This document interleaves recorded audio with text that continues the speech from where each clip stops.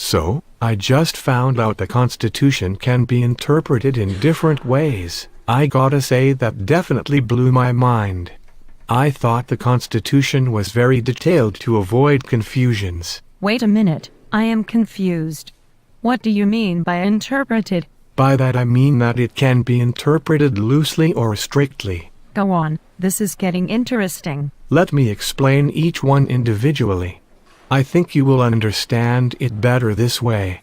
Let's start with loose construction. Okay, so loose construction is based on Article 1, Section 8, Clause 18 of the Constitution. This clause is also called the Necessary and Proper Clause or the Elastic Clause. Okay, now you are speaking a language I do not understand. Under loose construction, the government may do anything as long as it is not prohibited under the Constitution.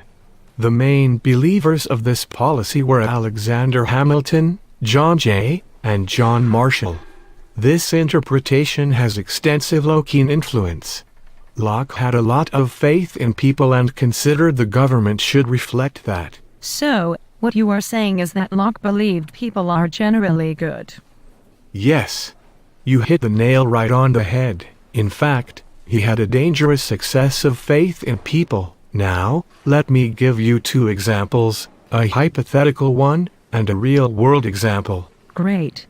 Because I kind of get, but I don't comprehend it. Imagine, you tell your daughter she cannot go to Sonia's party because it ends at 3 in the morning. But she goes to Rachel's party which ends at 4 in the morning.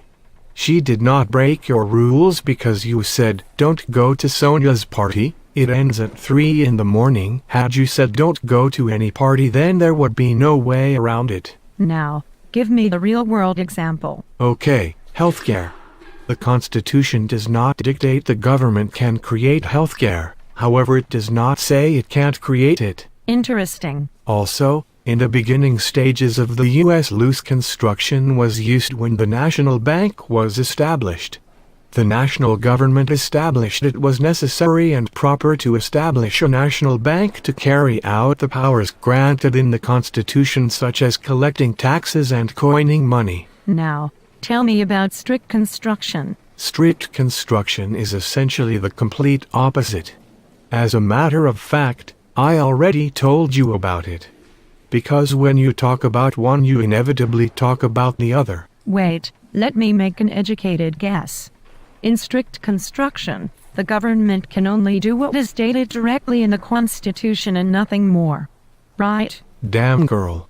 The student has become the teacher. I know Hamilton favored loose construction, but who favored strict construction? Thomas Jefferson, the author of the Declaration of Independence and third President of the United States. And James Madison, the fourth President of the U.S. Jefferson believed that if the Constitution were given too much power, the government would quickly become oppressive. A loose construction would give people in power the authority to invent random privileges and claim that it was implied in the Constitution. Wow! I learned so many new concepts today. I realized history is not as boring of a subject as I thought. I'm glad you enjoyed it. But I am hungry. Let's go grab a bite to eat. Okay. But you're paying? Fine. But we're getting McDonald's and only items from the dollar menu. Ugh. I'm just playing.